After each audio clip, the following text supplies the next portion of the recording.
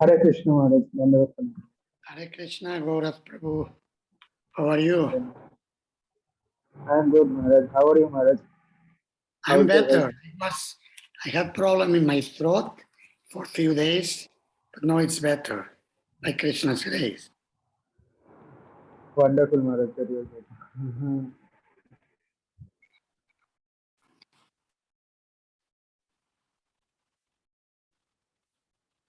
We can wait 1 minute and then start with Jai Radha Madhava Srila Prabhupada, so we are on time. Yeah, sure, Maharaj. Yeah.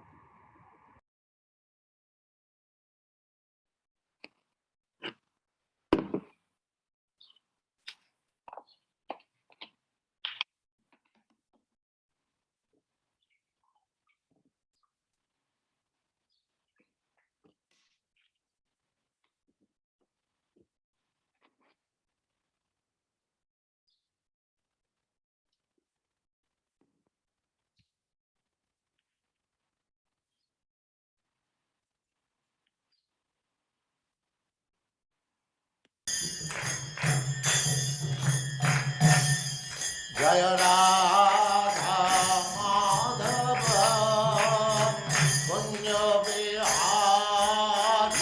Jaya Radha Madhava Punya Bihari Jaya Radha Madhava Punya Bihari Jaya Radha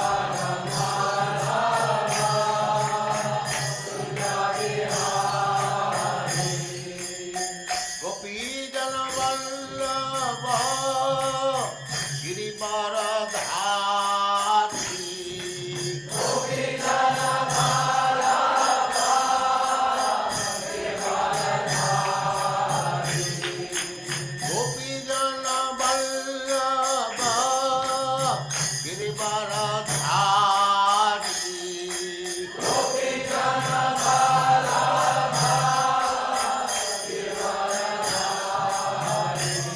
Jaya Radha Madhava Kunya Bihari Jaya Radha Madhava Kunya Bihari Jaya Radha Madhava Kunya Bihari Jaya Radha Madhava Kunya Bihari Gopi Jana Vallabha Girivaradhari Gopi Jana Vallabha Girivaradhari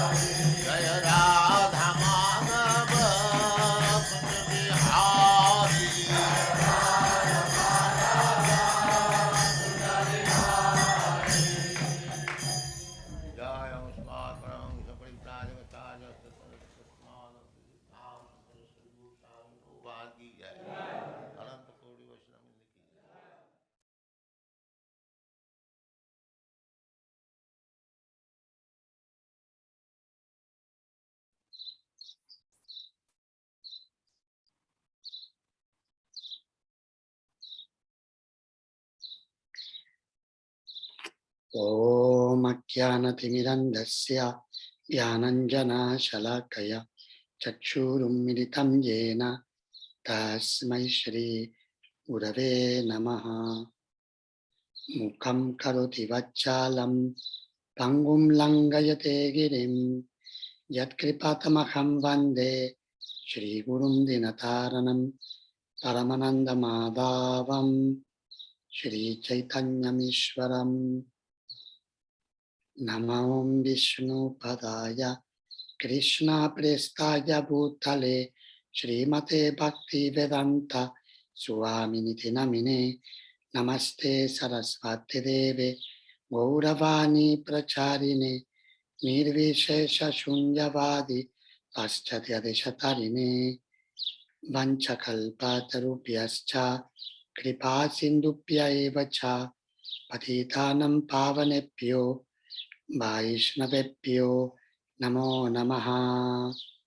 Jaya Shri Krishna Chaitanya Prabhu Nityananda Shri Advaita Gadadhar Shri Vasadi Gaura Bhaktavrinda. Hare Krishna Krishna Krishna Hare Hare Hare Rama Rama Rama Hare Hare. Hare Krishna. Thank you very much for coming for today's Bhakti Sastri session. I apologize for missing the two previous lessons due to health limitations, as you must have been informed. By Krishna's grace, I'm feeling better, so we can continue with our classes. And we will do our best to catch up with the topics in a gradual way.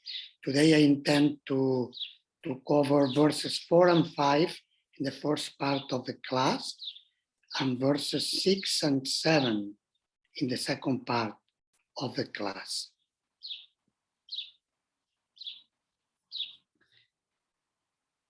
Can you hear me well? Is that? Yes, Maharaj. Yes, Maharaj. Yes, Maharaj. In case there is any problem, please let me know, and then I'll disconnect the camera. But if it works well, then we keep the camera. It's better. It is coming good, Maharaj. No issues. I suppose you are with your reading. You are okay. You did the reading for verses 4 and 5. What about 6 and 7? I think Yadunandan Prabhu said Maharaj to read 6 and 7 and 8. So, Okay, so you did also 8. Okay. Yeah, I didn't mention 8. Normally we'll cover 8 with 6 and 7, but I'm not sure we will have the time. Maybe if we have time, we'll discuss also verse number 8. But we won't try to cram too much, and then we can cover 8 together with the next section tomorrow. So let's have a look at what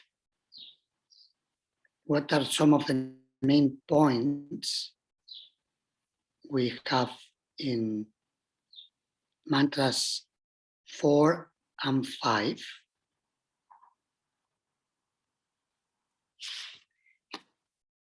We can say these are some of the main teachings found in the verses and Srila Prabhupada's purpose, verses 4 and 5.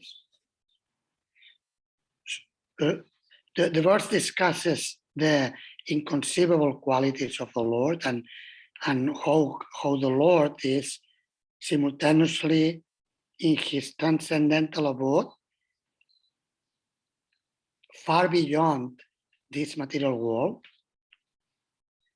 and in the same time he is present within this world, and Srila Prabhupada specifically mentions through his energies.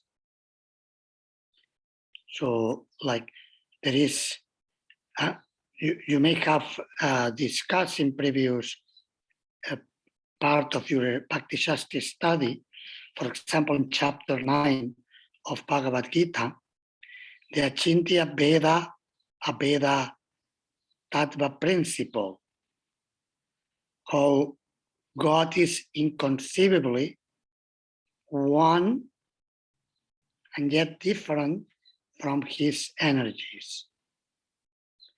So like the sun and the sunlight go together. It is not that we have the sun without sunlight. Sun means sunlight. So Krishna means all his energies. And there is nothing outside Krishna's energies, even the material energy, which is characterized by its illusory nature, bewildering nature, particularly for us individual souls who accept material bodies.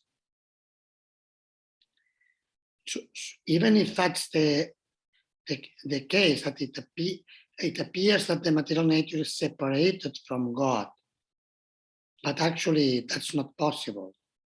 Even if we say the material energy is called sometimes Bahiranga Shakti, external energy, indicating it seems to be outside of God, but actually nothing can be removed from God.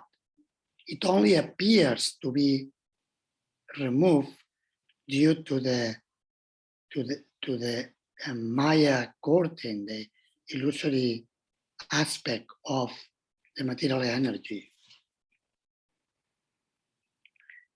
So Krishna is simultaneously in the spiritual world and also he is present in the material world through his energies. And a very important point mentioned in text number 4 is, and this is, we find the same statement expressed in a different way, but the principle is the same, that even great demigods and sages cannot know the Supreme Lord unless he allows him to be known. So we cannot not know God by our own endeavor. And Srila Prabhupada underlines that he can be understood only by the mercy of a devotee, someone who is surrendered to Krishna, to God. By the blessings and the good wishes and the instructions, the guidance of such a personality, we, souls covered by the material energy, can come gradually to understand the personality of Godhead and his nature. The very fact that we are discussing this topic today indicates we have received a considerable amount of mercy from Srila Prabhupada and his representatives in the disciplic succession.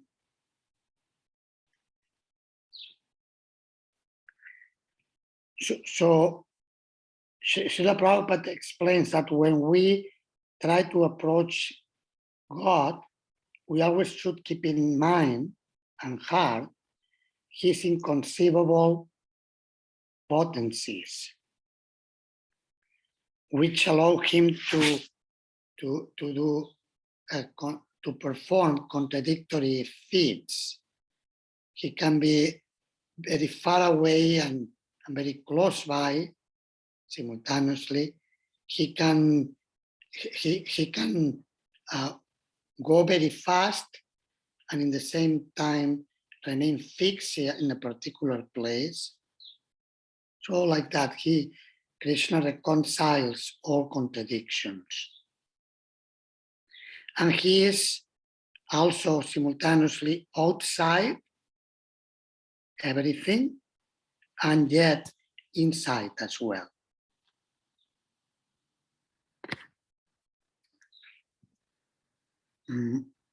Let's go now do reading from the verses. We can go to the database.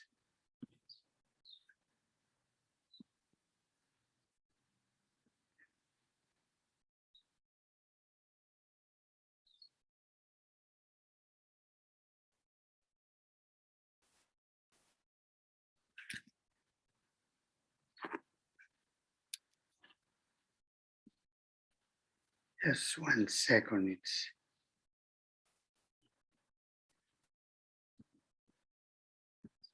I'm finding the database.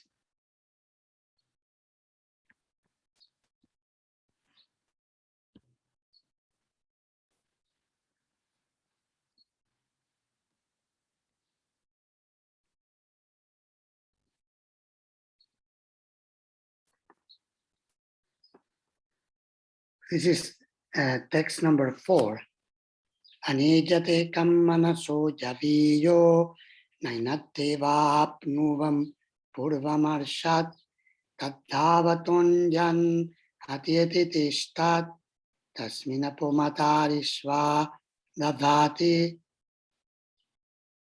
If anyone likes to read, we will read translation and a part of the purport. I will show on the screen. Although faith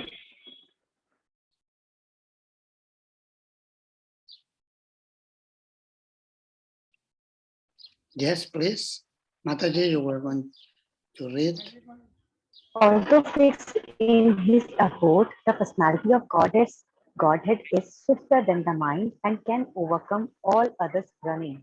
The powerful demigods cannot approach him, although in one place he controls those who supply the air and rain. He surpasses all in excellence.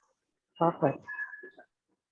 Through mental speculation, even the greatest philosopher cannot know the Supreme Lord, who is the absolute personality of Godhead. He can be known only by his devotees through his mercy. In the Brahma Samhita 5.34, it is stated that even if a non-devotee philosopher travels through space at the speed of a wind or the mind for hundreds of millions of years, he will still find that the absolute truth is far, far away from him.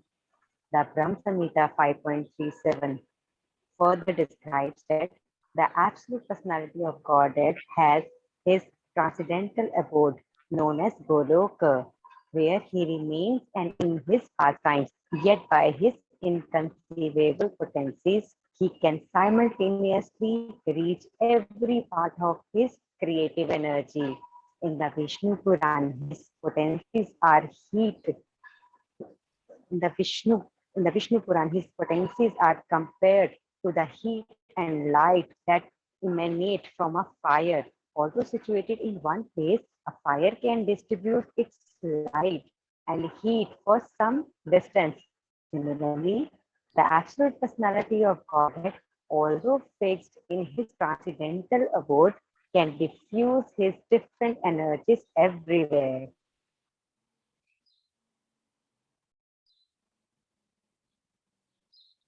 Please continue. Although his energies are innumerable, can be divided into three principal categories: the eternal potency, the marginal potency, and the external potency. There are hundreds and millions of subheadings to each of these categories. The dominating demigods who are empowered to control and administer such natural phenomena as air, light, and rain are all classified as the marginal potency of the absolute person.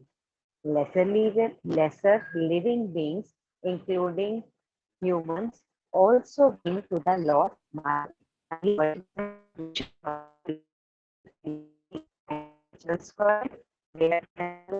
situated.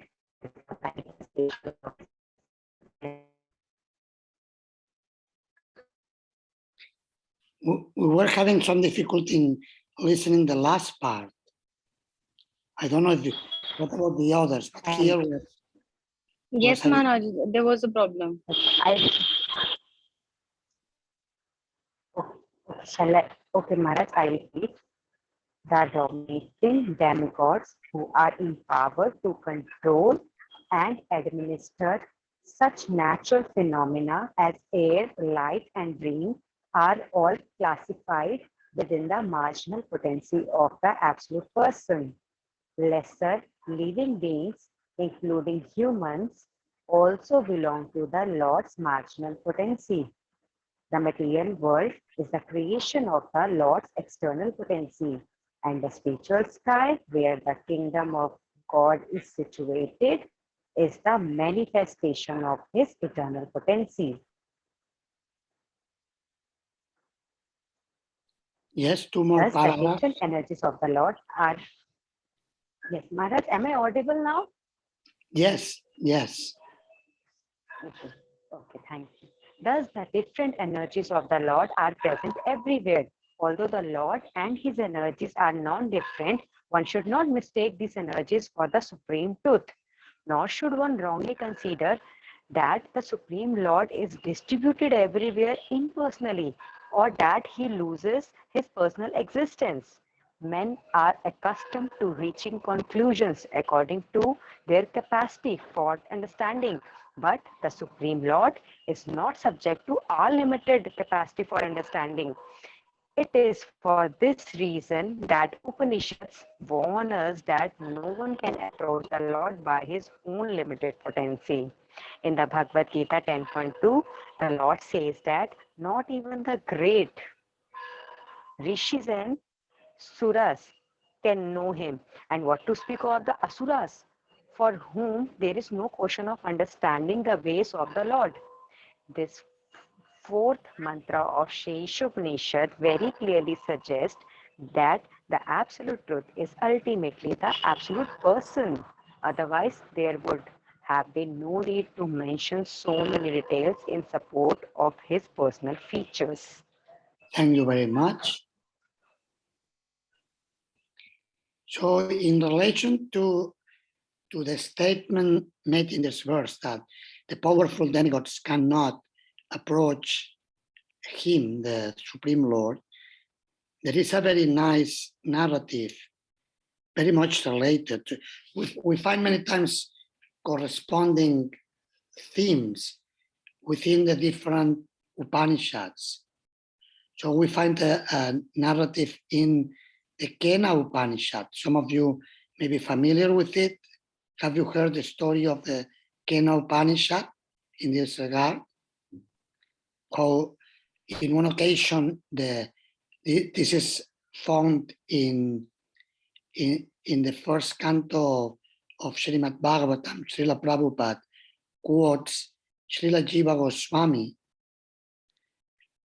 referring to the Kena Upanishad in regards to one occasion in which the powerful demigods who had conquered the universe were not able to recognize the Supreme Lord when he came in front of them in disguise as a yaksha and mysterious spirit. What happened is that, as you know, in the universe, there are conflicts sometimes between the devas and the asuras. The devas are in charge. They have the power given by the Lord so that there can be universal order with which is founded on dharma. But the asuras, due to their prominence in the mode of Rajoguna, the demigods are prominent on Sattvaguna, and of course they have some mixture of Rajoguna and sometimes a little Tamoguna, but mainly Sattvaguna and some level of Rajoguna. So the asuras, they are prominent in Rajoguna, and of course they also have Tamoguna because the fact that they want to destroy the natural order established by God indicates Tamoguna, ignorance, because it's not possible ultimately to change the divine order. But they do try again and again and again. And therefore this creates conflicts among Devas and Asuras. In one of such wars, the demigods once again won, and they were celebrating at the end of the war. They were having a celebration, like they were together and congratulating everybody who participated, and sure, offering thanks to God and so on. But also there was an element of pride in their, even if at a certain level, whatever subtle that was, subtle or not so subtle, some level of gross pollution in their minds. So they didn't recognize sufficiently the Lord. So the Lord wanted to teach them a lesson. So while they were having their celebration, the Lord came in the form of a yaksha, and it was very mysterious. They couldn't understand who is this person and how did he enter here. It is not that easy to enter into the abodes of the demigods. So Indradev, the king of Svargaloka, the king of heaven, sent Matarishva in this verse, text number 4, Anejate kam manaso javiyo, nainateva apnuvam purva marshat. That, how is the third line? Tadavatwanjana tietitishtat, tasmina po matarishva dadati. So Matarishva is mentioned. Matarishva is another name for Vayu, the demigod of wind. So Vayu Deva was sent by Indra Deva to find out who this person was, this mysterious spirit. The Kena Upanishad describes this spirit was actually Brahman. Brahman is a name for the absolute, very much, somewhat abstract. Brahman means the greatest. Impersonal is many times like Brahman because it is somewhat abstract, an abstract expression or name for God. So the greatest. So when Vayu spoke to the Yaksha and asked him to introduce himself, the Yaksha said, first show me who you are and then I'll show you who am I. In one way, it was like a challenge to such a powerful demigod, but demigods, they are more knowledgeable and they don't take offense so easily. So he said, okay, yeah, he practiced humility and said, okay, and then he introduced himself. I'm Vayu, I'm Matarishva, and then the Yaksha asked him, and what's your power? What is your main characteristic? He said, I have the power of blow everything away. And then the Yaksha said, okay, show me your power, and presented a blade of kusha grass and say, okay, show me your power, blow this. So Vayu felt challenged and even, of course, insulted by basically he was telling him what you are a liar because you are not able to do what you say. You are testing my power. But of course he tried to move the blade of Kushagrass, and it didn't move an inch. He was totally flabbergasted. It never happened to him. He can blow everything at his wish, and suddenly he couldn't move a piece of Kushagrass. So Vayu returned to Indradev and told him what had happened. Then Indra sent Agnidev, the fire god, and something very similar happened. The Agni asked the Lord in disguise to introduce himself. The Lord said, sorry, first introduce yourself and show me who you are, and I'll show you who am I. So when Agni introduced himself, I am Agni, I am the fire god. The Lord asked him, what is your power? I have the power of burning everything to ashes. So the Lord again took a piece of Kushagrass, this time, to make it more interesting, a dry Kushagrass. Normally, if the grass is dry, it's easy to burn.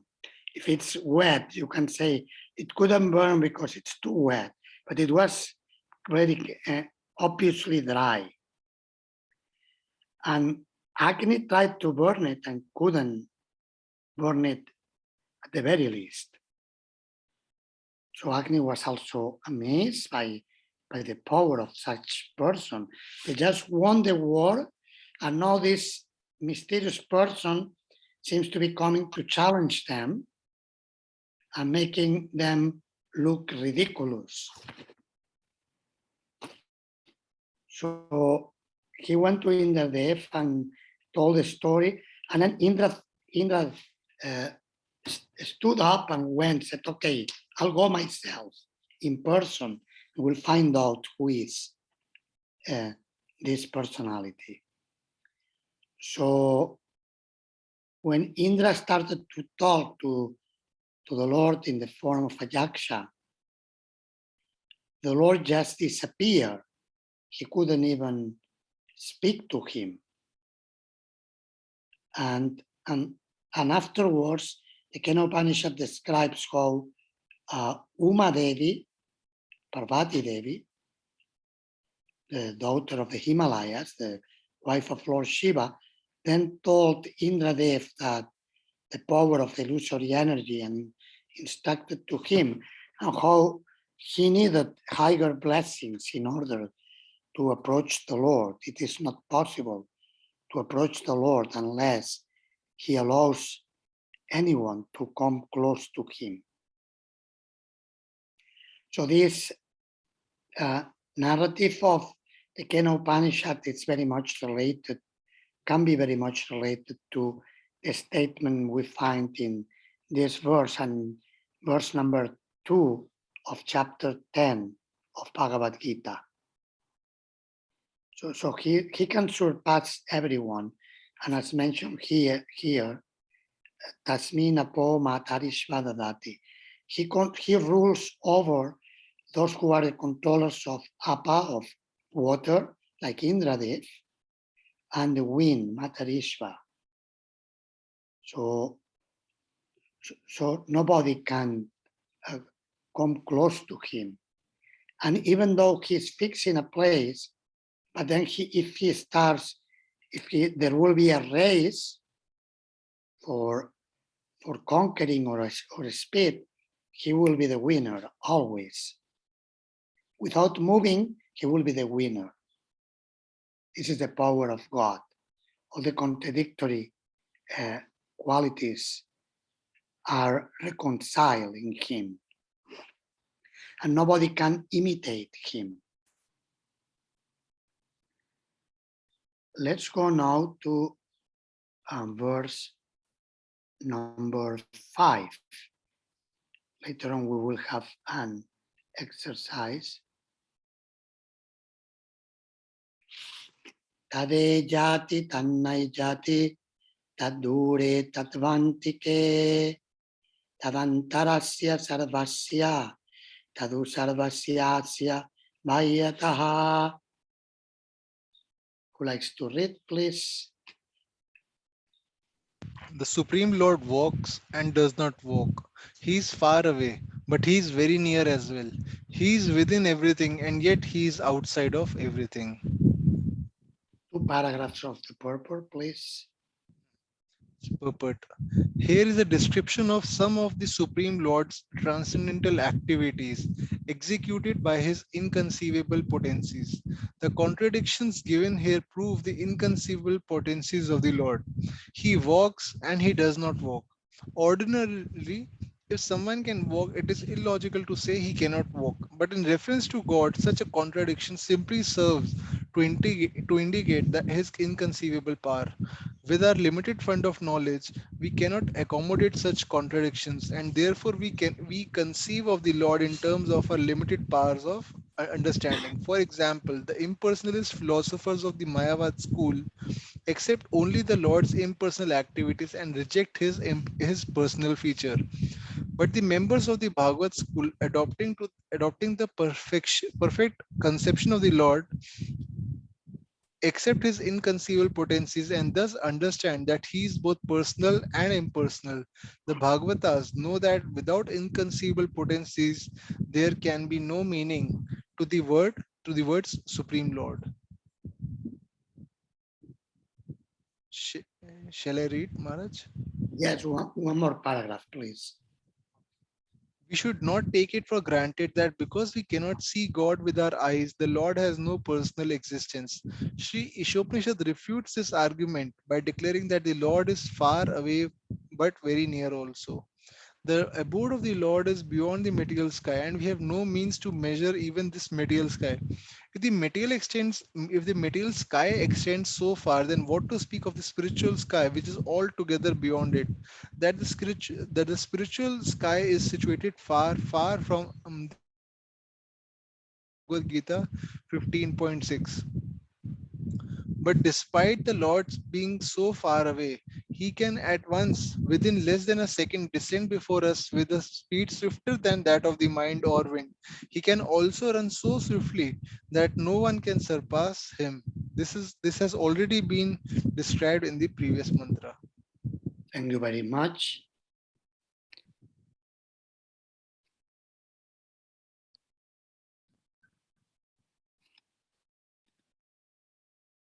So let's reflect a little bit on the inconceivable qualities of the Lord, which are mentioned in this verse. Like when we say that the Lord is faster than the mind, what does this mean? What would you say? It means, Maharaj, I guess that, our mind, it is so fast that in just, split of a second, it can go anywhere. But, however fast our mind can be, but, by mental speculation, we can never conquer the Lord. Good, very good. So even if our mind is so fast that can go anywhere in the universe, but we cannot reach God unless He will allow us to do it. Good, very good. Then there was another. Maharaj, can I say? Yes. Just to add one point, Maharaj, the speed of wind can be measured, Yes, but Krishna's potencies are inconceivable, innumerable, and immeasurable.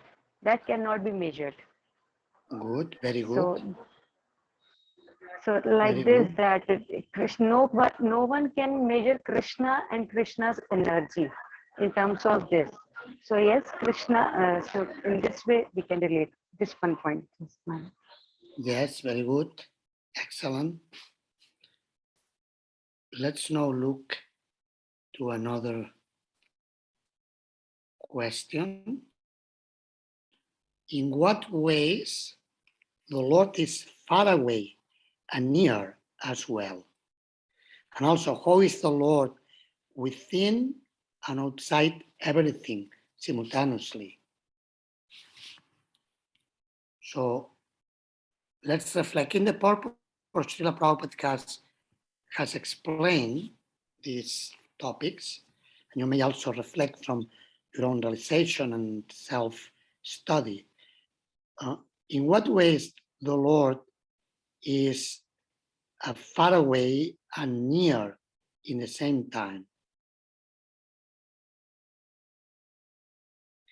Yes, and also inside and outside. How is that? Much inside and outside, we can say, Krishna is there in everything as his planetary expansion, as a super soul.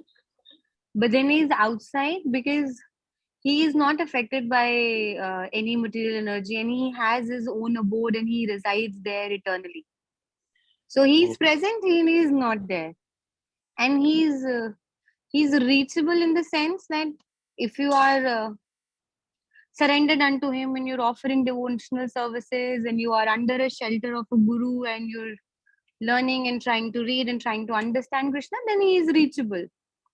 But if you're ignorant and you don't want to understand him, you deny his presence and you don't say that there is any God, then he will forever be away from you. Excellent, very good. Yes, good, very good point. Maharaj, in Bhagavad-Gita 9.4, Krishna tells that Maya tatam idam sarvam matstani. Like I'm within everything, but still I'm aloof from it. So Lord is there in everything, and also at the end of I think 7th chapter, he's saying that with a single. I think in the end of 10th chapter, where Krishna is explaining all his opulences, then there he's explaining that. Like you don't need to know all these opulences. With a single fragment, I am pervading everything. I'm supporting everything. So Lord is there within every atom, and even Brahma Samhita also tells that Andantarasta Parmanu Jayantarastam. So Lord is there within each atom. So we can understand the presence of Lord in everywhere. Like Prahlad Maharaj was able to see in pillar. But if we are ignorant, if we are not understanding the supremacy of Lord, then we are having a Hiranyakashipu kind of mentality that even he went to Vaikuntha, still he was not able to see a Lord. Excellent, very good. Yes. So actually, how far and how near the Lord is, it doesn't depend on our ordinary calculation, but actually it depends on the Lord's mercy, and which the Lord offers in reciprocation for our level of surrender.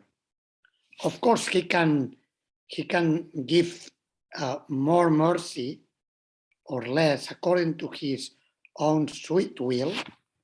So, like for example, we find the verse from the Upanishads, Nayamatma pravachanena lapyo nametaya nabahuda shrutena yami vaishya vivarinutitena lapyas, that it is not possible to approach God by philosophical discourse, pravachan, nor by intelligence, namidaya, nor even by many different shrutis, nabahuda shrutena. Only he who is chosen by the Lord can get the mercy of the Lord and can attain him. So that's very important to remember. But generally speaking, the Lord, as he states in chapter 4 of Bhagavad-Gita, Yaya tam mam prapadyante tam tathaiva bhajamyaham mama varmanu vartante manusya partha sarvachaha. That as they surrender unto me, I reciprocate with them. So the Lord is farther away or closer according to his revelations, how much he chooses to reveal himself on account of the surrender of his devotees who are given access to him. And of course, that especially happens when when the people approach him through serving his devotees, like Krishna states in the Adi Purana, it is quoted in Nectar of Devotion, the person who says that that he is my devotee is not my devotee. The person who says that is a devotee of my devotee, this person is truly my devotee. Any questions or further comments on the topics found in verses 4 and 5 about the undisputable position of the Lord in comparison to anybody else and his inconceivable potencies? Maharaj, a small thing, an example is coming to my mind is of Mother Yashoda of Damodar Leela. No one can bind Krishna, his whole universe in his abdomen. But Mother Yashoda, by his loving devotional service, she was able to bind Krishna. And how the verse directly I could relate that Krishna, when Krishna saw that, yes, she is doing so much, he himself allow her to bind him. Otherwise, no one can bind Krishna. So this example was coming to my mind, Maharaj. Yeah, that's an excellent example from the Lord's Leela in Vrindavan. So yeah, very, very, very beautiful example. Any other questions or comments? Maharaj, I have one question. What we see in these verses is like Krishna is supporting both Mayavad philosophy and the pure devotional service philosophy. So if anyone is like, Lord is saying that I can walk like the Supreme Lord walks and he does not walk. So this verse, and I see like most of the verses are supporting both like impersonal philosophy as well as like Bhagwan philosophy, like his personal aspect philosophy. So means it can be confusing for a person to understand, and then if he tries to interpret himself, or if he follows some wrong person, then he can get into a impersonal understanding of the Lord also. So why scriptures are like little bit confusing? What I see, definitely these are conclusive, but still I'm getting confused by reading them. So why is that this kind of thing done? Yeah, because different souls are at different levels of advancement, and a person may be ready for an impersonal path, but not yet ready for a personal Vaishnava path. So, like for example, in chapter 12 of Bhagavad-Gita, in the first 7 verses, this is very clearly explained by the Lord when Arjuna asked the question, among those who practice yoga, yoga implies self-discipline for self-realization, who are considered by you more advanced? Those who are your devotees, or those who follow the impersonal path? And Krishna very clearly states, Maya Veshya Mano Yemam Nitya Yukta Upasate Shraddhaya Parayopetas Teme Yukta Tamomataha. That those who worship my personal form, I consider them more advanced. But then he states, Yetwakshara Manirdeshyam Avyaktam Paryupasate Sarvatra Gama Chintyam Chakutastam Achalodruvam, and so on. So, but those who worship the Akshara, the unmanifested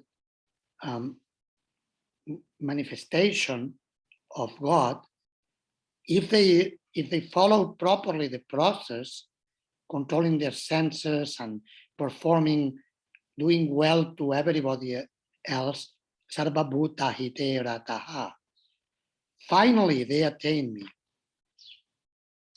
Still Krishna qualifies the process. Klishodi katarastesham, avyakta sakta chetasam, avyakta higatir dukkham, dehavat viravapyate. But those who follow the impersonal path, for them it is very difficult. Klesha, it's tough. Whereas for devotees, it's much easier. Why it is easier for devotees? It's very pleasing, the process, to engage everything in the Lord's service. Yetur sarvani karmani mayi sanyatsya matparaha ananjanaiva yogena mamdhyayanta upasate. Always engage all activities for the sake of the Lord, renouncing all personal desires, worshipping Krishna, meditating on Him. And it becomes very easy, Krishna states, Tesham maham samudharta, mrityu samsara sagarat, bhavami nachirat parta, maya veshita chetasam. Krishna states that for those who surrender unto me, very swiftly I rescue them. So then it becomes very, very easy.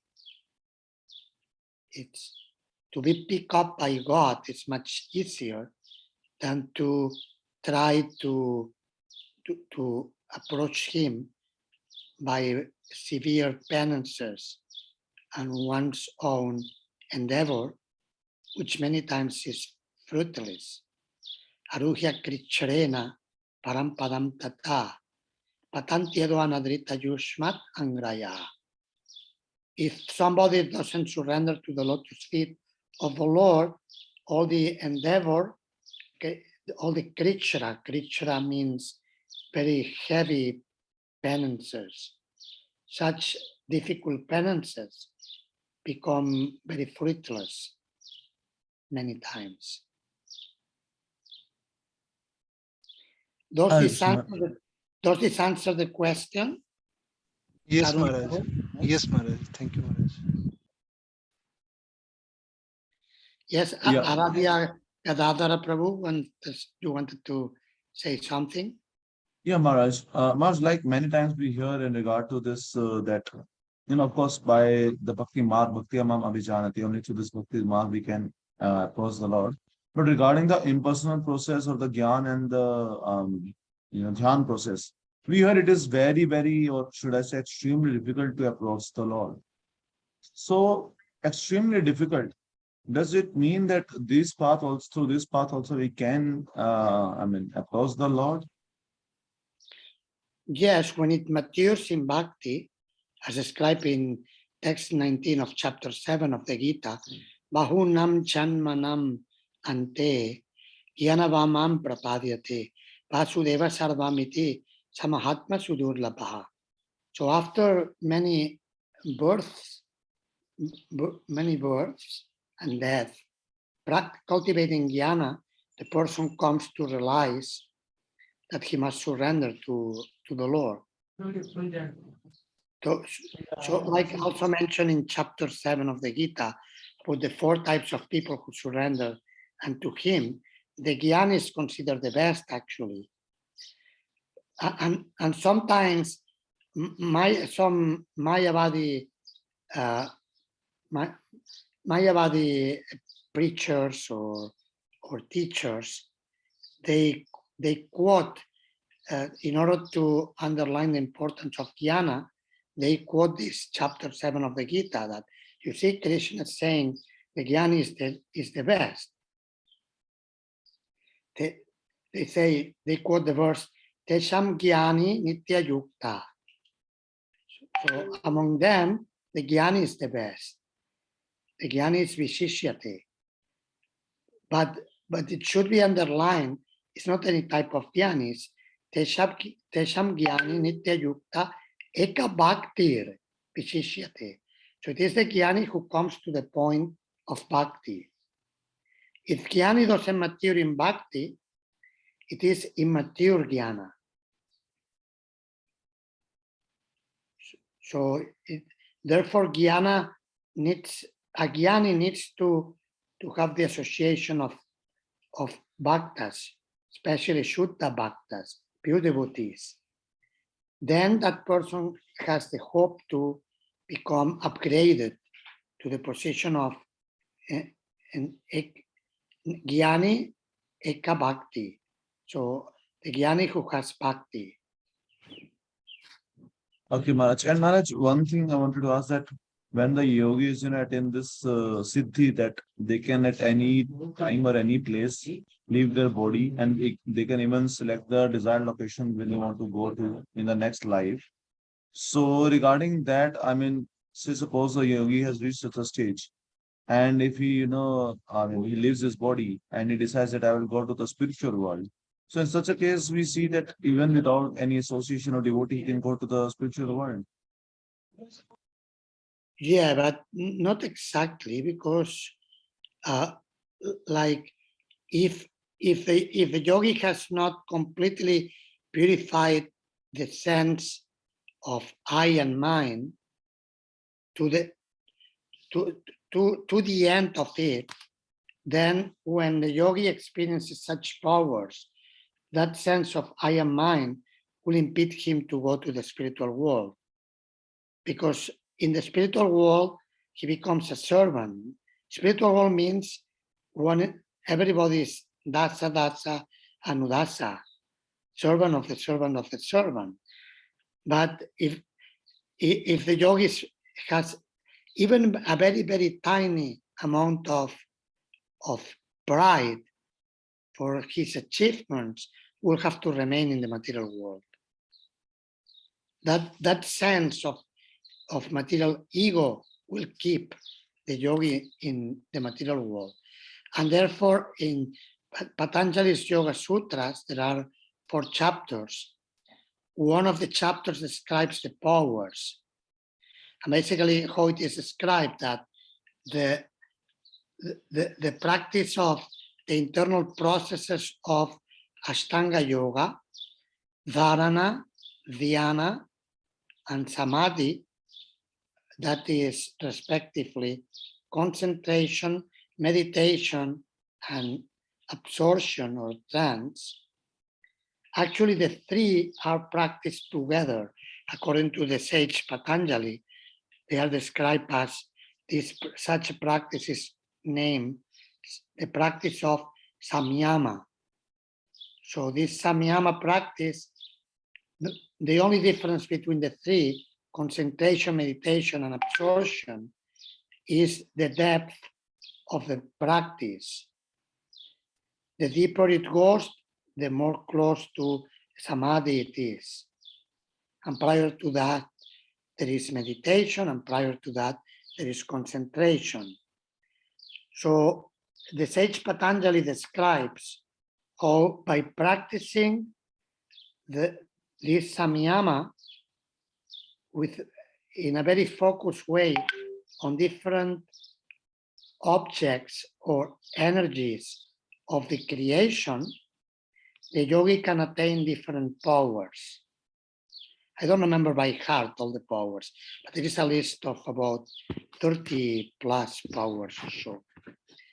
And some of the powers are incredible, like creating a planet, or the yogi is able to do amazing things. But then Patanjali Rishi states, Samadhi Siddhir Ishvara Pranidhanat. That the perfection of the Samadhi, the perfection of the trance, or the most advanced level of yoga, is attained by Ishvara Pranidhanat, surrender of the soul to the Ishvara, to God. So that's required. And even contemporary yogis, one time I had the good fortune to attend with His Holiness Radhanath Swami Maharaj a conference with yogis. It was in South India, in the ashram of the headquarters of the Art of Living Foundation.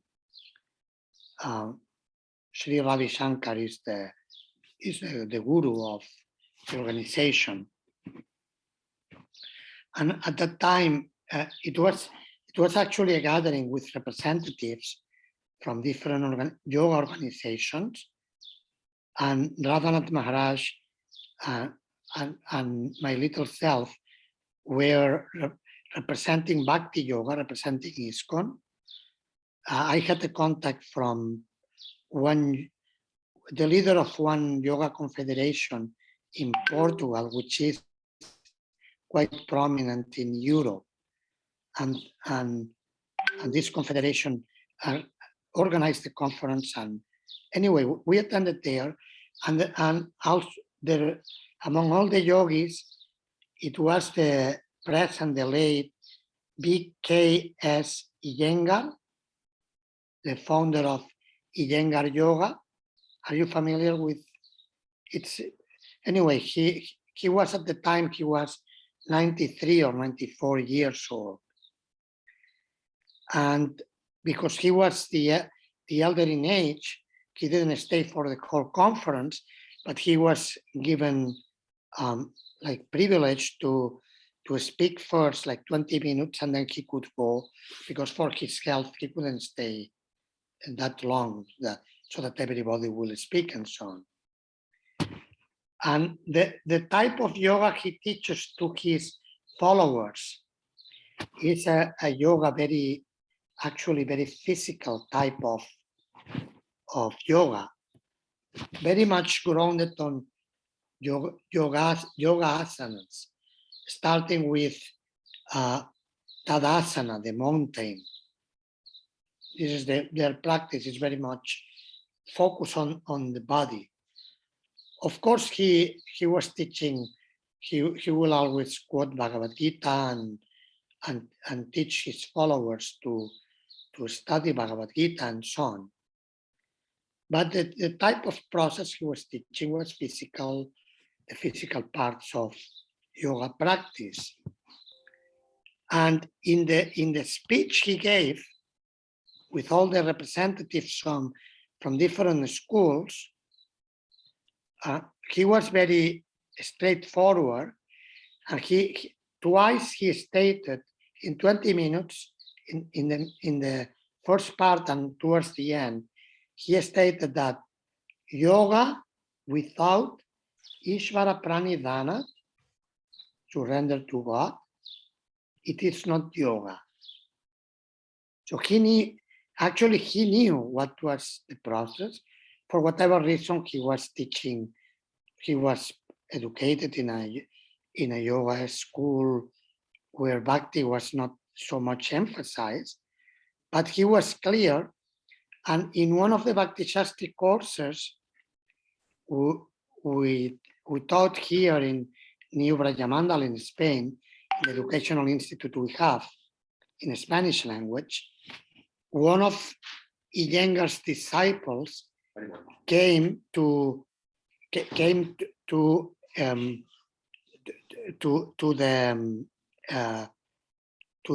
class asking if he could attend. And the reason why he came to ISKCON is because he read in his guru's writings. Master Iyengar published 8 books on yoga, and he finishes his book by quoting the Om Purnam mantra, but he quoted Srila Prabhupada's translation. He didn't quote, he could have quoted any other translation or given his own, but he chose to quote Srila Prabhupada. And that disciple told me he came to ISKCON because he saw that his guru, at the end of his work, was quoting Srila Prabhupada. He took it that he was pointing that you should go deeper, go to Bhaktivedanta Swami Prabhupada and learn from him. This happened with Bhakti Tirtha Maharaj also, I guess. Excuse me? Bhakti Tirtha Maharaj, his guru also told him that we should go to Prabhupada to get deeper insights into spirituality. And he came to ISKCON to prove his guru wrong, that ISKCON is not a bona fide organization. Later on, he found that it is bona fide, so he joined.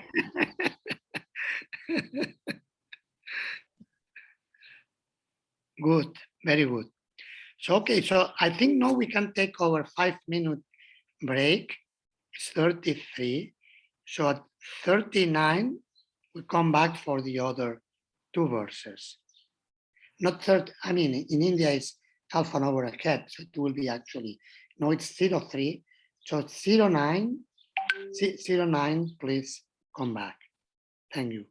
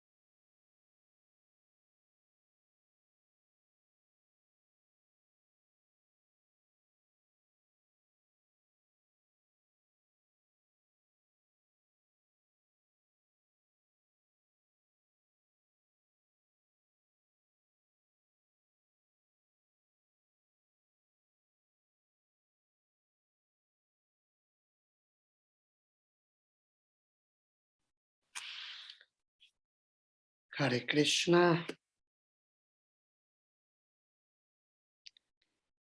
So we will continue with the next two verses, which describe the type of person who can come close to God.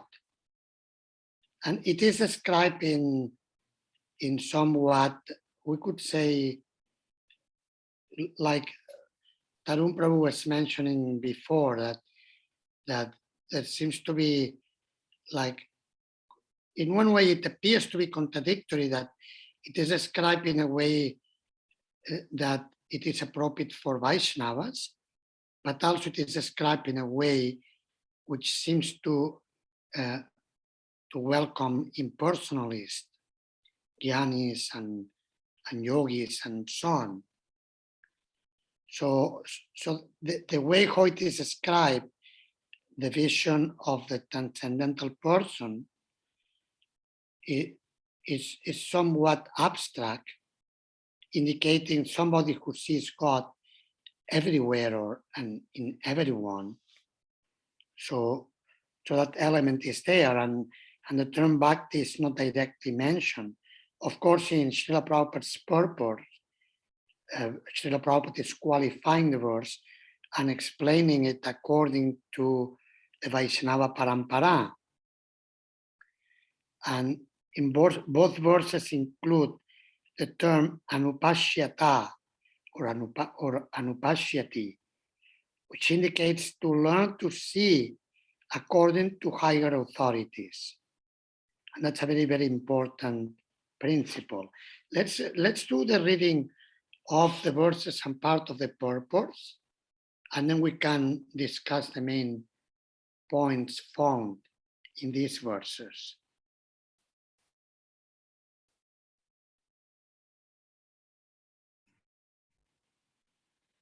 If anyone likes to read.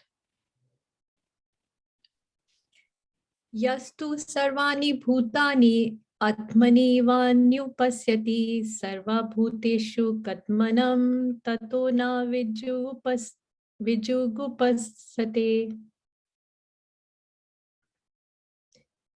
He who systematically sees everything in relation to the Supreme Lord, who sees all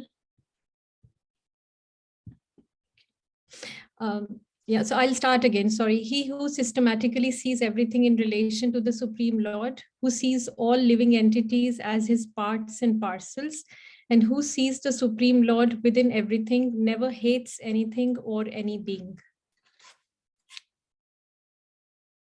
Purport, please. This is a description of the Mahabhagavata, the great personality who sees everything in relation to the Supreme Personality of Godhead. The Supreme Lord's presence is realized in 3 stages. The Kanishta Adhikari is in the lowest stage of realization. He goes to a place of worship, such as a temple, church, or mosque, according to his religious faith, and worships there according to scriptural injunctions. Devotees in this stage consider the Lord to be present at the place of worship and nowhere else. They cannot ascertain who's in what position in devotional service, nor can they tell who has realized the Supreme Lord. Such devotees follow the routine formulas and sometimes quarrel among themselves, considering one type of devotion better than another. These Kanishta Adhikaris are actually materialistic devotees who are simply trying to transcend the material boundary to reach the spiritual plane. Those who have attained the 2nd stage of realization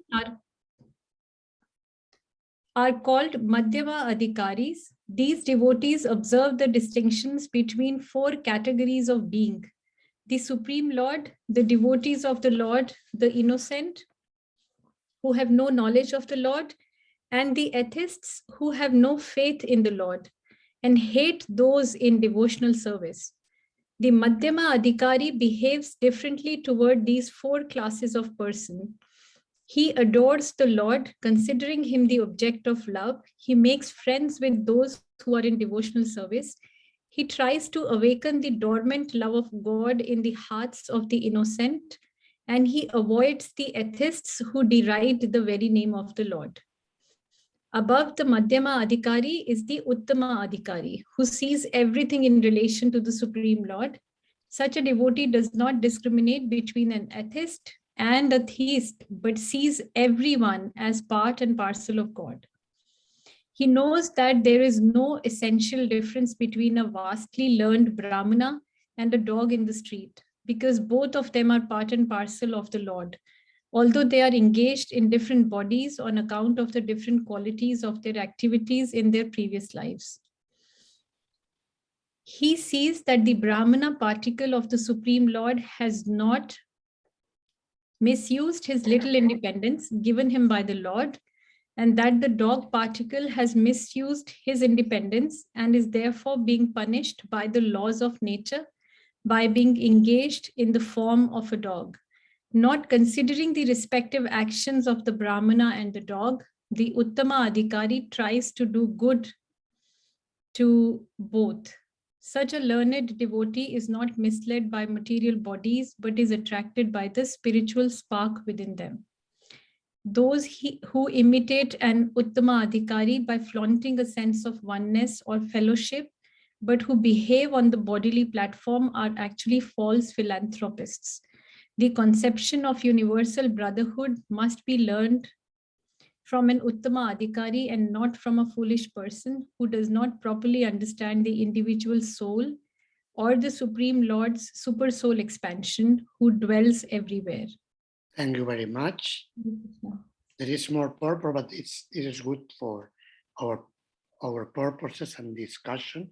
Let's now look at the next verse.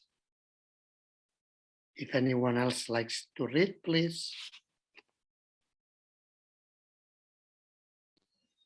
Yasmin sarvani bhutani atmaiva bhudvijanata tatra ko mohaka shoka ekatvam anupashyata. Translation: one who always sees all living entities as spiritual sparks in quality one with the Lord becomes a true knower of things. What then can be illusion or anxiety for him? Purport: Yes, one part, yes. except for the Madhyam Adhikari and Uttam Adhikari discussed above, no one can correctly see the spiritual position of a living being. The living entities are qualitatively one with the Supreme Lord, just as sparks of a fire are qualitatively one with fire. Yet sparks are not fire as far as quantity is concerned, for the quantity of heat and light present in sparks is not equal to that in fire. The Mahabhagavad, the great devotee, sees oneness in the sense that he sees everything as the energy of Supreme Lord. Since there is no difference between the energy and the energetic, there is the sense of oneness. Although from the analytical point of view, heat and light are different from fire. There is no meaning to the word fire without heat and light. In synthesis, therefore, heat, light, and fire are the same. In this mantra, the words ekatvam anupashyata indicate that one should see the unity of all living entities from the viewpoint of revealed scriptures. The individual sparks of the Supreme Whole, the Lord, possess almost 80% of known qualities of the whole, but they are not quantitatively equal to the Supreme Lord. These qualities are present in minute quantity for the living entity, is but a minute part and parcel of Supreme Whole. To use another example, the quantity of salt present in drop is never comparable to the quantity of salt present in the complete ocean. But the salt present in drop is qualitatively equal in chemical composition to all the salt present in the ocean. If the individual living being were equal to Supreme Lord, both qualitatively and quantitatively, there would be no question of his being under the influence of material energy. In the previous mantras, it has already been discussed that no living being, not even the powerful demigods, can surpass the Supreme Being in any respect. Therefore, ekatvam doesn't mean that a living being is equal in all respects to Supreme Lord. It does, however, indicate that in a broader sense, there is one interest, just as I think I missed something. however, indicate that in a broader sense, there is one interest. Just as in a family, the interest of all members is one, or in a nation, the national interest is one, although there are many different individual citizens. Since the living entities are all members of the same supreme family, their interest in that of the supreme being are not different. Every living being is the son of supreme being. As stated in Bhagavad-Gita 7.5, all living creatures throughout the universe, including birds, reptiles, ants, aquatics, trees, and so on, are emanations of the marginal potency of Supreme Lord. Therefore, all of them belong to the family of Supreme Being. There is no clash of interest. Thank you very much. Hare Krishna Maharaj.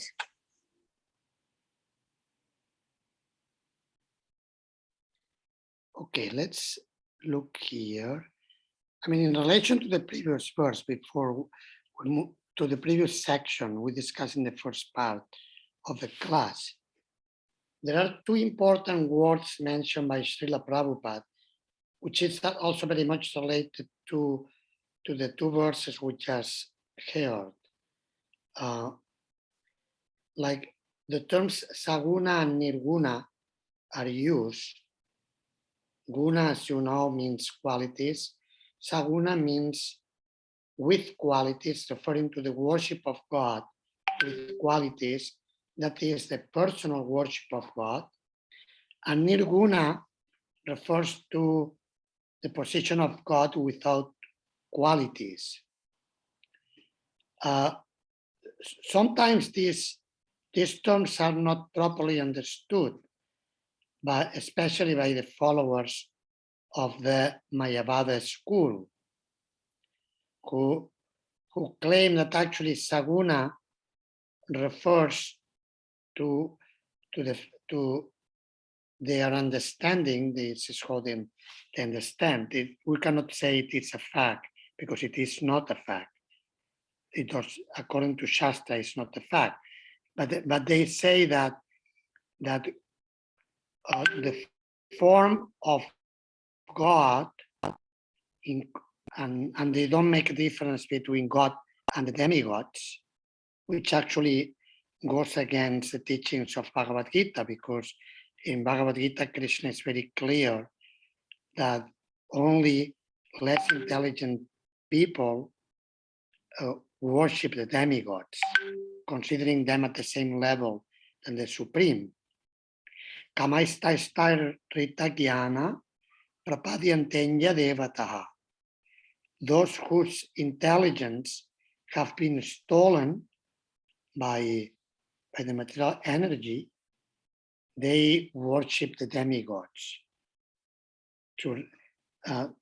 Yes, offering worship and surrender to them. So the Mayavadis sometimes state that the form of God is a product of the material mode of goodness, which is actually contradicting Krishna's statements. Traigunja Vishaya Veda, Nistaigunjo Pavarjuna. That the Vedas deal with the three modes of material nature, but actually Arjuna is encouraged to transcend the modes. And Krishna very clearly states, Taiviyesha Guna Mayi Mama Maya Duratyaya. Maya is composed by the modes of material nature. Mameva ye prapadyante mayametam tarantite. But those who surrender unto him can go beyond the modes, which actually prove that Krishna is beyond the modes. Otherwise, how it will be possible by surrendering unto him to go beyond such energies if he will be confined to them. Maya Dhyakshena Prakriti Suyate Satcharacharam. Material energy works, Krishna says, under my direction.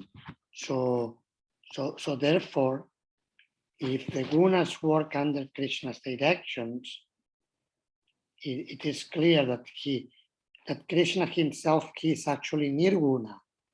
He is without material qualities, but he's saguna in that he has all the transcendental qualities. which is described in the first canto of Srimad Bhagavatam, following the example of Sri Shukadeva Goswami, that all kinds of transcendentalists who are self-realized, they feel attracted by the transcendental qualities of the Lord.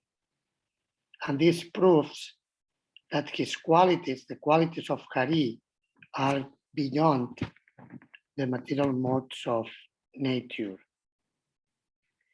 Atmaramas chamunayo nirgranta api urukrame kurvantya haitukim bhaktim itam bhuta guno harihi. That Hari possesses transcendental qualities, and therefore all types of Atmaramas become attracted to him. So it's important when we talk about the worship of the Lord with qualities and without qualities.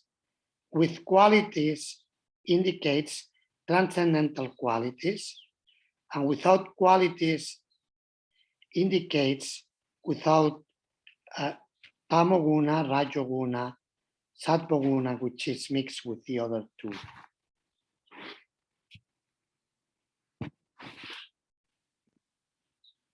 And now if we look into what we find in the purpose of these verses 6 and 7, Srila Prabhupada's explanation, basically with the three types of adhikaris, or three levels of qualification, spiritual qualification, Kanishta, Madhyama, and Uttama, Srila Prabhupada describes the realization of three levels of the presence of God. So three stages. The Kanishta Adhikari is able to see God only in the place of worship, but not in other places. The Madhyama Adhikari is able to see God to cultivate love of God. So he has a spiritual vision. He sees the difference between matter and spirit, which the Kanishta, generally speaking, does not see. But the Madhyama is able to differentiate. And then he's able to see God, to see the devotees of the Lord, to see other souls who are lost but who are innocent, and to see other souls who are very much influenced by envy. And he's able to distinguish the presence of God in these different manifestations as the object of love, the Supreme Lord, as the Lord's devotees, and he cultivates friendship with them. And then with people who are innocent, he tries to be compassionate and help them. And those who are envious, he will avoid them. Whereas the Uttamadhikari is able to realize the presence of God in everyone. And therefore it is mentioned that he doesn't hate any living being. He sees the presence of God in everyone, and therefore will not hate that person. And he will be much more powerful in order to help them. For example, Sri Narada Muni, when he converted the Mrigari, the enemy of the animals, who was half killing the animals in a very cruel style, he didn't manifest any contempt towards the killer, but actually he was compassionate towards him. And this is because Narada Muni, he's an Uttamadhikari. He was able to see God even in the heart of the killer. He will not judge him, you rascal, you are. He knew he was a rascal, but he didn't identify with the covering, the rascal covering of the killer. but just saw the soul and according to time and place, help him. And actually he transformed him completely. That's the power of Uttamadhikari. Srila Prabhupada did the same when he traveled to America. He met all the hippies, young boys and girls who were doing all kinds of mundane activities. They wanted to be free through drugs and sex and mundane activities. Of course, they also had the good quality. They wanted to explore new methods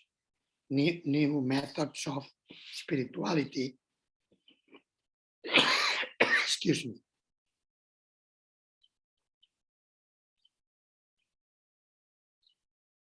Actually, ancient methods, the methods were new for them, but actually the methods were very ancient. Meditation and yoga and so on. And Srila Prabhupada touched their hearts and convinced them to help him spread Krishna consciousness all over the world. And thanks to these boys and girls who followed him, Srila Prabhupada actually was very grateful to them. He took them to the holy places in India and made them travel also all over India and to preach to the Indians and to remind them of their wealth, their cultural wealth and so on. So that was the power of Srila Prabhupada because he was such a Mahabhagavata, such an Uttama Adhikari.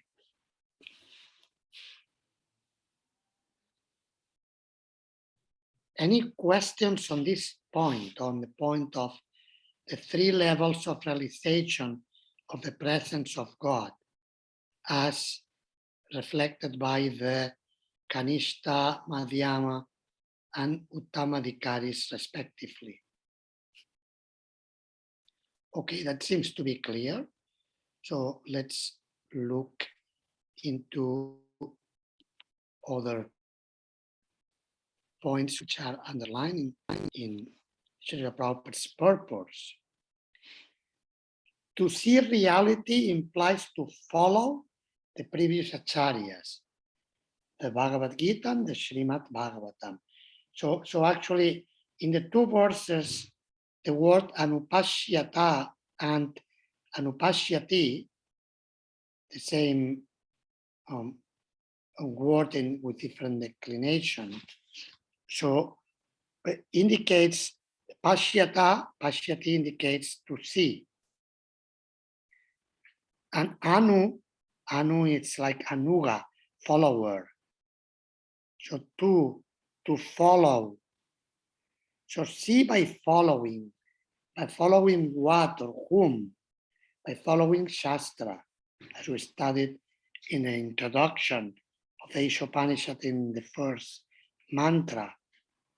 So by following the description given in Shastra, and by following the previous acharyas who follow Shastra. Before I refer to the yoga master RKS Iyengar, another time in a Bhakti Sastri course I was teaching in South Spain, in Malaga, 3 yoga teachers from the Iyengar school came because they wanted to learn Bhagavad-Gita from us. Their practice is very much physical, so they wanted to go deeper. But some of them were somewhat, we could say, their understanding was polluted by Mayavada philosophy. So this lady started to speak, to speak some of the philosophical elements contained in the teachings of Sri Shankaracharya, the original propounder of the Mayavada thought. in the last 2000 years. So she was, I forgot now the exact statement she made, but it was clearly, this was not Krishna's philosophy, this was Shankara's philosophy, but not Krishna's philosophy. So when she mentioned that, a couple of times she mentioned such teachings as a kind of commenting and questioning and what was being explained respectfully, but still it was a deviation from what we were studying. So we told her that actually what we're stating, this is Shankara's philosophy, this is not Krishna's philosophy, and here in Bhagavad-Gita we're studying Krishna's philosophy. So what it is not good that somebody tries to push across his philosophy by using the words of someone, some other personality who is saying something different. That's actually dishonest. So, and then we were quoting verses from the Gita to prove that. So then it became clear, and then they stopped trying to bring in concepts from the Shankara school of philosophy, Advaita Vedanta, the origin of the Mayavada as philosophical school. So the point is that if we quote Krishna, we should do it in a loyal way. Otherwise, it is not anupashyata. We are actually cheating. We are deviating the original message. So that's very important that this should be properly understood.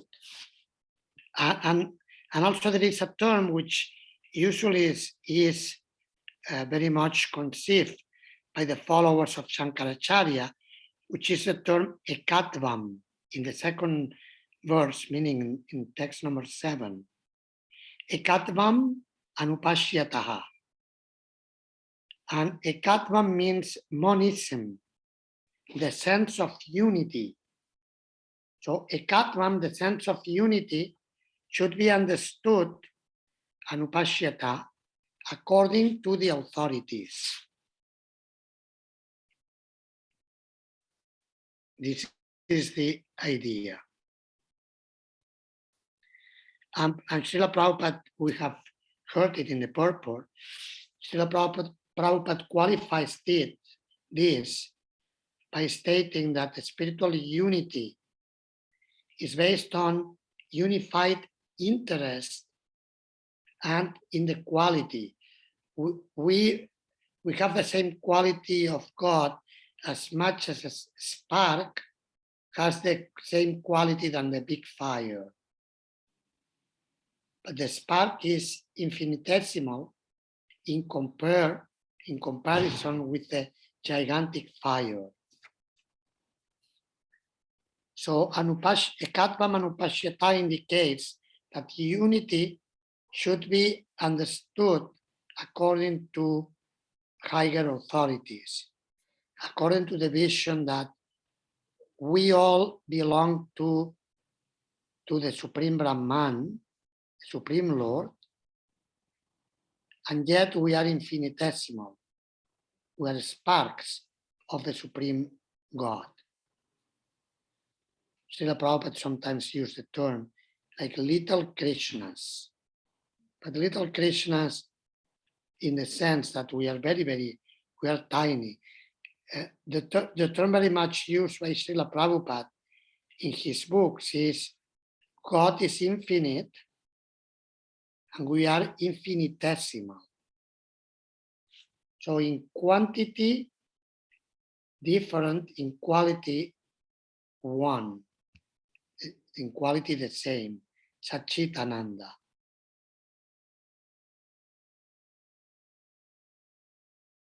Let's know together, and maybe for that you can write on the chat. If you wish, you can write on the chat, and then we can read it and comment. A list of principles that can be used as norms of behavior, reflecting the principle of unity in diversity.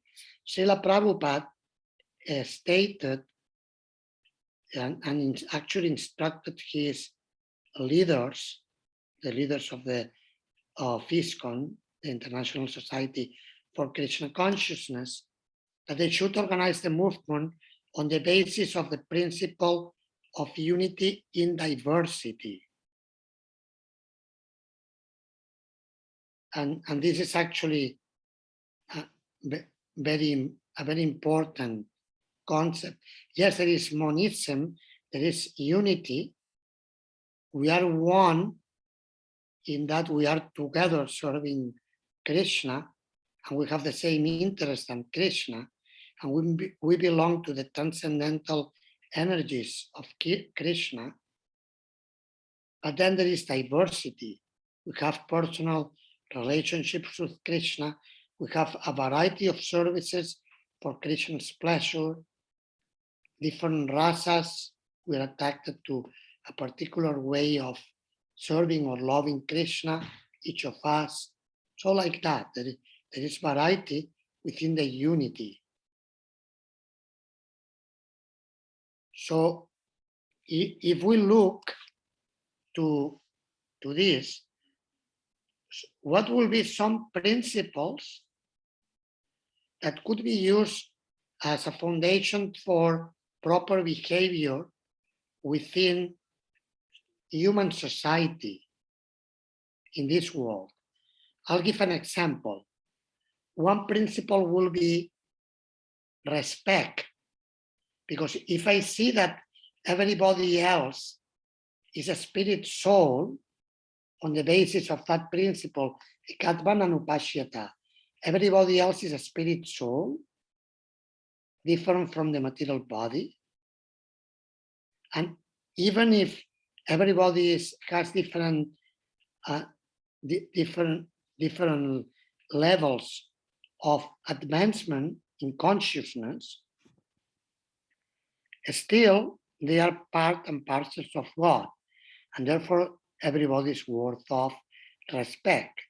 As the example we gave of Narada Muni in relation towards the hunter, he converted into a Vaishnava by being respectful towards him. So this can be one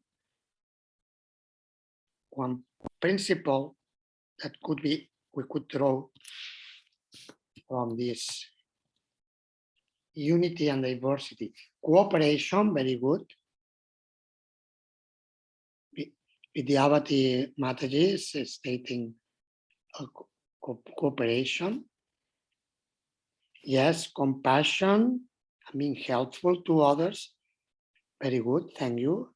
Respect to others. If we have already spoken, I don't know, maybe I missed it. Yes, respect was mentioned as an example, but it's okay. It's okay to underline it again. What else? I think learning attitude, that we all are here to learn more about. Very good. Learning attitude. Yes, learning attitude actually is according to Shastras. I remember His Holiness Krishna Kshetra Swami Maharaj, who is also an Oxford scholar, a PhD from the Oxford University. And one time he told me that one should be ready to learn, as if he was quoting from one of the, I forgot which script, which text was a text like Panchatantra or Hitopadesh, like that one, those instructive stories from Sanskrit tradition, and very wise actually, with many illuminating teachings. And in one of such texts, it was mentioned this: one should be ready to learn as if one was going to live forever. So even if we are 80 plus years old, we should be ready to learn, because actually we are eternal and we can continue learning. And it's always useful to learn. We can use it in service, whatever we learn. And one should live his spiritual life as if one was going to die today or tomorrow. So learning attitude is very important. And that's very much related to the principle of unity in diversity. Any other principles we can draw from this important universal principle, unity in diversity, which we can absorb from these two verses, 6 and 7, describing the transcendental qualities of the Mahabharata.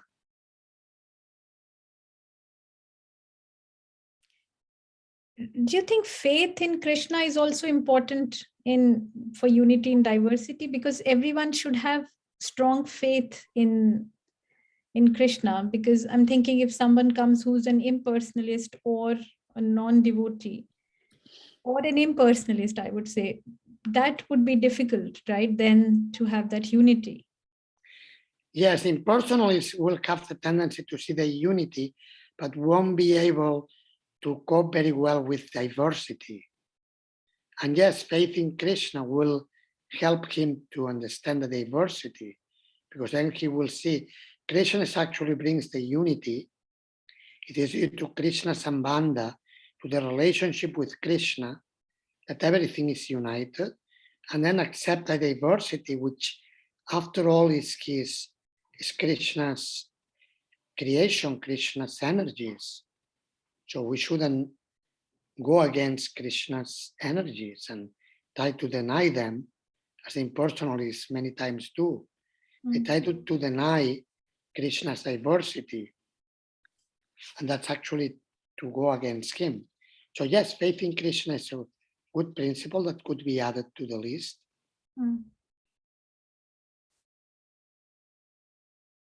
Any others?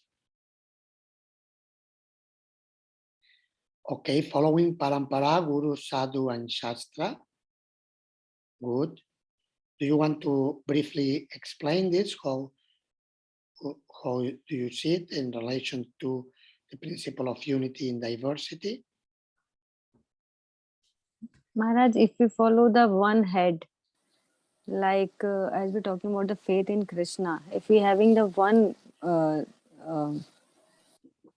we're following the parampara, the same lineage we follow, then there will be, this principle will be fit in, like unity in diversity.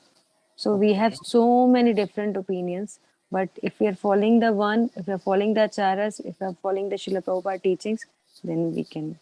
Very good, very good. So that helps to bring the unity. And then there is diversity, because also the Shastras give opportunity to different types of people. So, and the Guru may give personal instructions to different disciples. So there will be variety as well. There is unity. We all follow the same authority. And yet there is variety. Very good. Yes, Maharaj, as is coming in my mind, like we have so many, what we call, different teachings of different acharyas, commentary of different acharyas. They have different acharyas. There is, we also think like, we see that unity and diversity. They are diversity, but still in Very good. Commentaries. Very good. So there may be different perspectives coming from different acharyas, but all of them are glorifying Krishna and are presenting the same teachings, that Krishna is the supreme and that we all need to surrender to him. Good. Excellent. So let's now look at other points which we find in this purpose, other themes we can say. Like Srila Prabhupada, we read in the purport to one of the verses. There is a difference between following and imitating the Uttamadhikaris. Like we shouldn't imitate, like sometimes people who are not spiritually mature and who do not have a spiritual vision, they pretend to have a sense of unity. Like for example, we have the case of Mahatma Gandhi, with all due respect to everything good he did and his devotion for Lord Ram. Still, sometimes like he was trying to have a sense of unity on the ground of political work, and because he brought this idea of so-called unity in an artificial way to a material among people who were not ready to understand, and also who were not the teachings were not presented properly. So it is a spiritual principle which was tried to be presented in political views. And that's a mistake. That's a mistake because we are equal spiritually in the sense that we are all Satchitananda, we are eternal. Our equality is grounded on the spiritual platform, not on political or material platform. On political and material platform, there are differences. And actually the partition of India created havoc and many people died. Of course, we won't get into political arguments. It could be argued back and forth. Those who will follow Gandhi will say, oh, he did well, he did it peacefully, and so on. And other people, or those who killed him, will say, yes, but he created by accepting what the British did in dividing India and Pakistan, so many people were killed and so many calamities took place. And this is the point that political views, material views, this is actually and in disguise as philanthropy, is actually not true philanthropical work. It's a very bad imitation of the Uttamadhikaris. Uttamadhikaris see the soul and act on the spiritual platform. And they will not get entangled in mundane politics. They may encourage others who are into politics to use spiritual wisdom for the benefit of others by educating the people who depend on them on higher principles. But they will not get into material activities which always are effective.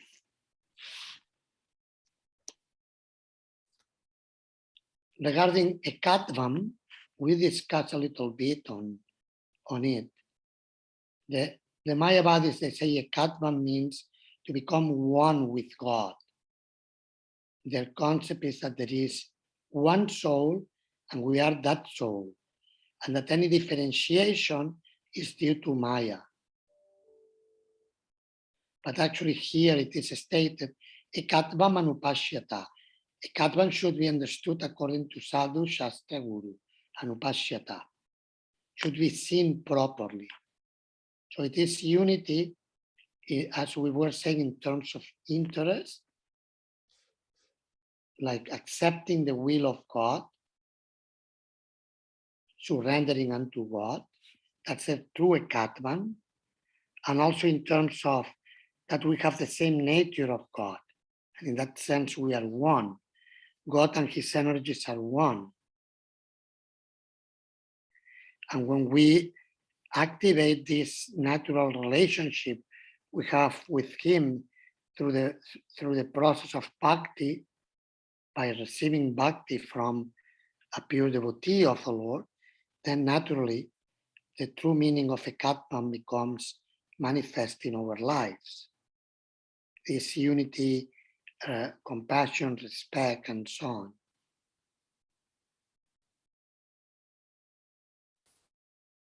And then also it's very important that we can develop the vision of equality when we bring God into all our activities. That is that to see everything Krishna's sambandha. And that's actually true detachment. True detachment implies to see everything in relation to Krishna, in relation to God. Anasaktasya vishayam yatarham upayunjataha nirvanda Krishna sambandhe yuktam vairagyam uchyate. That true detachment implies to see everything and everyone in relation to Krishna and to engage those things and people in Krishna's service. And this brings ekatvam, unity, true unity. Any questions on any of the points found in these two verses, 6 and 7, or Srila Prabhupada's purpose?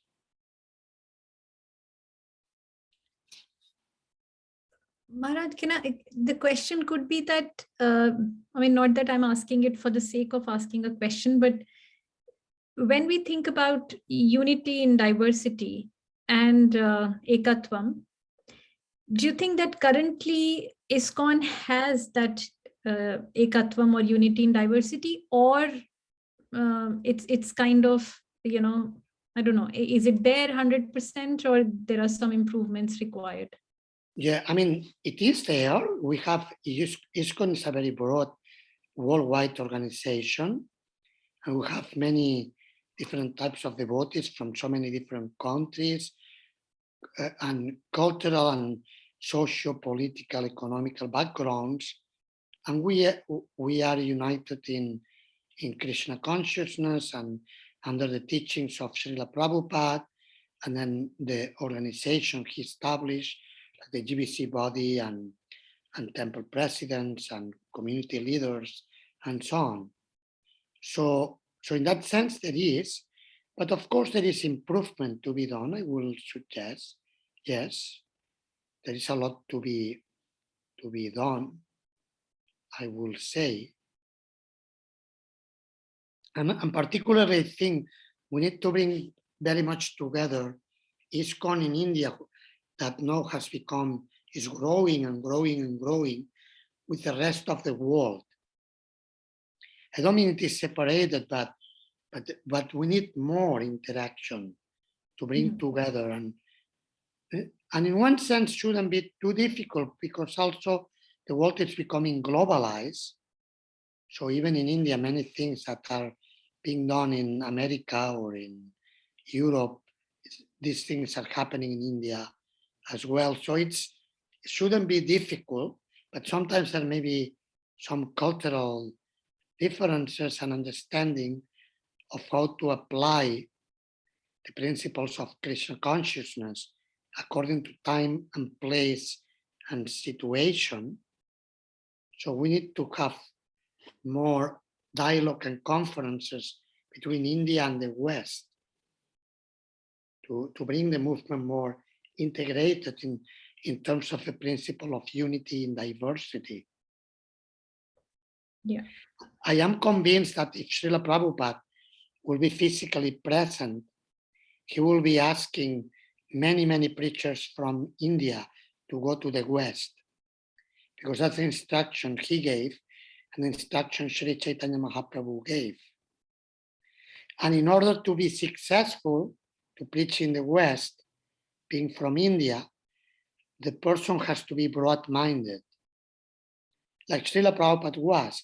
He was very loyal to the teachings of Sadhu Shastra Guru, and in the same time, very broad-minded to accept everyone, to be tolerant, to be compassionate, to be patient. And in this way, he was highly successful. Yeah, I mean, very good points. And do we give such feedback to people in India or the global board committee to India? That, I mean, I'm sure that feedback Whenever would I be. can, I do. I did a presentation on this topic on the ISKCON Leadership Sangha. Just the same year COVID started, 2020, I gave that that presentation. Okay, Maharaji, that's a good point to know. Okay. Hare Krishna Maharaj. Yes. Maharaj, I want to ask one question, like not imitating, but how Kanishadikari can go to Madhyamadikari and Madhyamadikari can go to the Uttamadikari, even can try for the same. The process is by Sadhu Sangha, by association. So when a Kanistadikari associates with the Madhyamadikaris and with Uttamadikaris, then naturally will become inclined to follow them and to become like them. So by following them, will gradually become like them. First Madhyamadikari, and then if the mercy of the spiritual master and the Vaishnavas is there, then Uttamadikari may become manifest, which is of course extraordinary. As I think you will study this in Nectar of Devotion. This is coming later in your Bhakti Sastri study. The how Uttama Adhikari is Sudurlabha, very difficult to attain, but it's possible by proper association. Proper association is very, very important. Thank you very much. Oh, you did Nectar of Devotion, Vidyavati Mataji is stating. Okay, so you may remember, like for example, Sudurlabha, one of the 6 qualities of Uttama Bhakti, manifest at the level of Bhava Bhakti, which is already the stage of Uttama.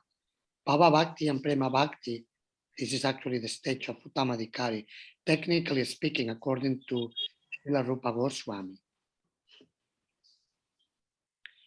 Okay, so so we will end here if it's okay with you.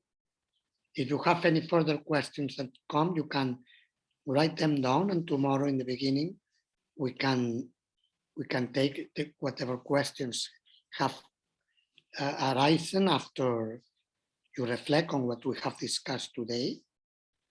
And tomorrow we continue for the preparatory reading and written exercises. If you have not done it, will be verse number 8 and verses 9, 10, and 11. Okay, and then in this way we will catch up, and then tomorrow also we will announce how we will catch up with the other day we are behind. So today we already catch up with 2 verses, and tomorrow we will catch up with another one. So we still have another section to review. So, but tomorrow we can discuss how to do it, when we can have an extra class. I need to consult on that with Yajna Danishta Prabhu, and we will mention tomorrow how to do it.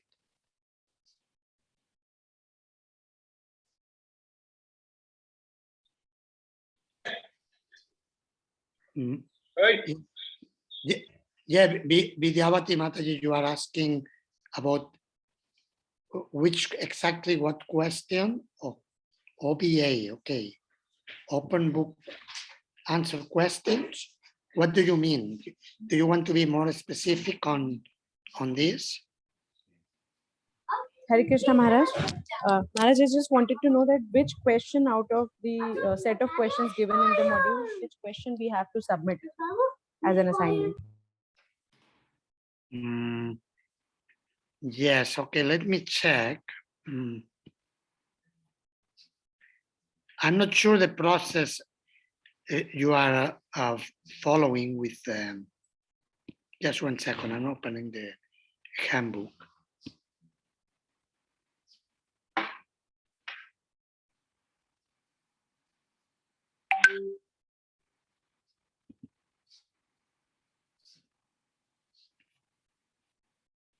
Because you are asked, each teacher asked you to submit a question for each book, or how it is. What are you doing previous? I was not told about the assessment. I was told to present the classes, but I'm not. Nobody has spoken about the assessment for this book to me. I thought the group coordinator was doing that, so. Maharaj, we have to. Yes, Maharaj. Maharaj, we have to submit one open book question for this unit for Ishopanishad. There are 3 in the handbook. So we have to submit any one, and we have to write an answer for 600 to 800 words for that. It's an open book assessment question.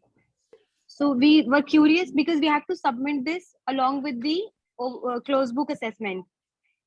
So yes, it's on page 107. I see it. Yes, it's there. So Maharaj, the prerogative is yours. The choice is yours. Yes, whichever question. You choose. Yes, you can choose which one. Yes.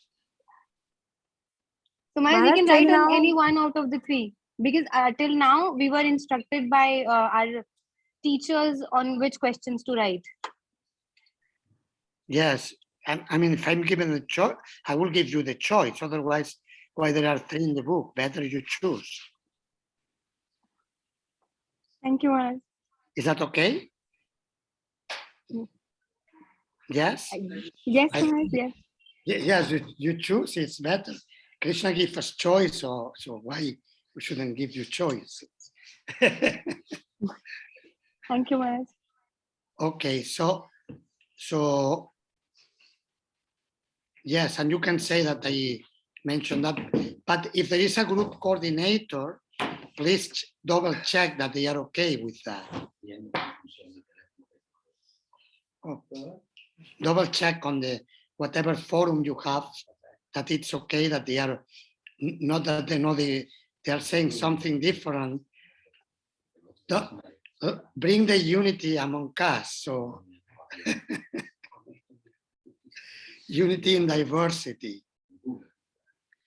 Okay, so we meet tomorrow at the same time, 7 p.m. Indian time. Thank you very much. All glories to Srila Prabhupada. Hare Krishna, Maharaj.